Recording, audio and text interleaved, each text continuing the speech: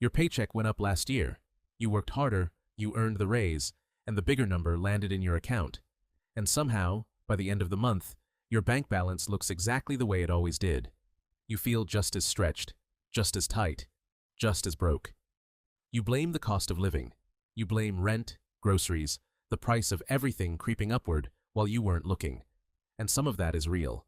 But the real answer is far stranger, and it has almost nothing to do with the numbers on your bills. The real answer lives inside your own mind. Here is the strange truth. The amount of money you have has never been the thing that decides whether you feel rich or poor. What decides it is something much older, something your brain was doing long before money existed at all. Think about the last big purchase that thrilled you: a new phone, a nicer car, a bigger apartment. For a few days, maybe a few weeks, it felt incredible. You noticed it every time you used it. And then, slowly, it became invisible. It stopped being a treat and started being normal. The thrill drained out of it, without you ever deciding to let it go. This is not a flaw in you. This is the central machine of your mind doing exactly what it was built to do. Psychologists have a name for this machine. They call it the hedonic treadmill. The idea is simple and a little cruel. No matter what happens to you, good or bad, you tend to drift back to roughly the same level of happiness you had before. You adapt, you get used to it, and then you need something new just to feel the same spark again. Where did this idea come from? In 1978, 3 researchers named Philip Brickman, Dan Coates, and Ronnie Janoff Bullman published one of the most famous studies in the history of happiness. They interviewed people who had just won large sums in the lottery. Life-changing money, the kind you fantasize about. Then they compared them to ordinary people, and even to people who had recently suffered terrible accidents. What they found stunned everyone. The lottery winners were barely happier than the people who had won nothing. Within months, the rush of winning had faded, and they had settled back into ordinary life. The money was still there. The joy was gone. Why would that happen? Why would the dream not deliver? Because your brain does not measure your life in absolute terms. It measures change. It is built to notice what is different, react to it, and then quietly stop noticing. A cold room feels freezing when you first step in, and normal an hour later.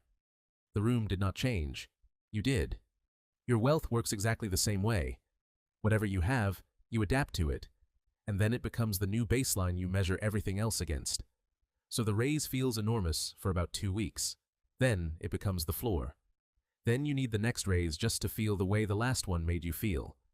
This is why a person earning $30,000 can feel the same financial anxiety as a person earning $300,000. The numbers are wildly different. The feeling is identical, because both of them are standing on a treadmill, and the treadmill always resets to 0.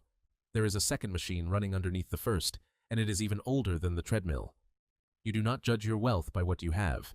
You judge it by what the people around you have. In 1974, an economist named Richard Easterlin noticed something that should have been impossible. As entire countries grew richer over the decades, the people inside them did not report getting happier. More wealth, more comfort, more of everything, and the same flat line of contentment.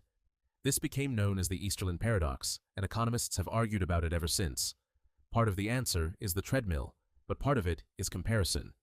When everyone around you gets richer at the same time, nobody feels richer, because wealth was never about the absolute amount. It was about your position.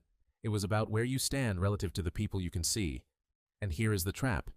Your brain evolved to compare you to a small tribe, a few dozen faces, the people in your village, your camp, your immediate world. For almost all of human history, those were the only people you could measure yourself against, and they lived more or less the way you did. That ancient comparison machine is still running. But the tribe has changed. Now you scroll, and your tribe is 10,000 people deep. You are not comparing yourself to your neighbors anymore. You are comparing yourself to the most successful, most curated, most extravagant lives on the entire planet, served to you one after another, all day long. The vacations, the kitchens, the cars in the driveway. Your brain treats every one of those images as a member of your tribe who is doing better than you. So no matter how much you earn, you are always poor in the comparison. There is always someone richer in the feed. And your ancient mind cannot tell the difference between a real neighbor and a stranger on a screen. Have you ever felt perfectly content with something you owned until you saw someone else's version of it? This instinct is not new, and it is not modern. More than a century ago, in 1899, A sharp and sarcastic economist named Thorstein Veblen wrote about what he called conspicuous consumption. He noticed that people did not buy expensive things only because the things were useful. They bought them to signal status, to be seen having them. A watch that tells the time is cheap. A watch that tells the world you can afford it costs a fortune. Veblen understood something we are still pretending not to know. A huge amount of what you buy is not for the object. It is for the message the object sends. And the message has to keep escalating. Because once everyone has the thing no longer signals anything. So the bar rises, the standard climbs, and you climb with it, spending more and more just to stay in the same relative place. This is the part almost nobody admits. Your spending rises to swallow your income, no matter how high that income goes. Economists call it lifestyle inflation, and it is the quiet reason the raise never seems to arrive in your life. The money comes in, the expenses rise to meet it. A bigger paycheck buys a bigger apartment, a nicer car, a more expensive version of the same daily existence. And the gap between what you make and what you keep stays exactly where it was. You did not get richer. You got a more expensive way of being exactly as broke as before. So, is there any amount of money that actually makes you happier? This is where the science gets interesting, because for a while we thought we had an answer. In 2010, two researchers, Daniel Kahneman and Angus Deaton, published a landmark study. Both would go on to be associated with Nobel-level work in economics and psychology.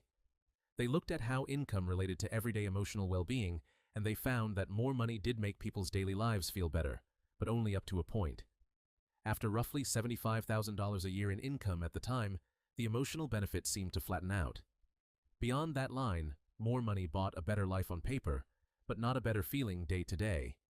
For years, that number became famous. 75,000, the price of enough. But the story did not end there. A younger researcher named Matthew Killingsworth gathered enormous amounts of real-time data, pinging people on their phones to ask how they felt in the actual moment of living. And his findings complicated the clean answer. For most people, happiness kept rising with income, well past that supposed ceiling. The plateau was not as solid as everyone believed. So which is true? In a rare and honest move, the original researchers and Killingsworth worked together to find out. And what they discovered was subtle and important. For most people, more money did keep nudging happiness upward. But for the people who were already unhappy, money stopped helping after a point. If money was your problem, more of it kept making life better. If something else was your problem, no amount of money was going to reach it. Read that again, slowly. Money can lift the floor. It struggles to raise the ceiling. It can solve the misery of not having enough. It cannot solve the ache of wanting more than you have, because that ache regenerates the moment it is fed. This is the whole trap, finally visible. The treadmill resets your baseline, so every gain becomes the new normal. Comparison moves your finish line every time you approach it, because the people you measure against are always moving too. And lifestyle inflation quietly raises your costs to match your income, so the surplus you imagined never appears. 3 machines, all running at once, all built into you long before money was invented, back when status meant survival and the tribe was small enough to count. So what do you actually do with this? You cannot uninstall instincts a million years old, but you can see them working, and seeing them changes everything. When the next raise comes, watch the treadmill try to absorb it. Notice the urge to upgrade everything to match. You can choose to let some of that gap stay a gap, to keep your costs flat while your income rises, and to feel the surplus you were promised. When the feed makes you feel poor, remember that you are comparing your whole ordinary life to 1,000 curated highlights from 1,000 different people. No single person lives the life your feed shows you. That tribe does not exist. It is a collage your ancient brain mistakes for the family next door. And when you catch yourself thinking that the next number will finally be enough, remember the lottery winners.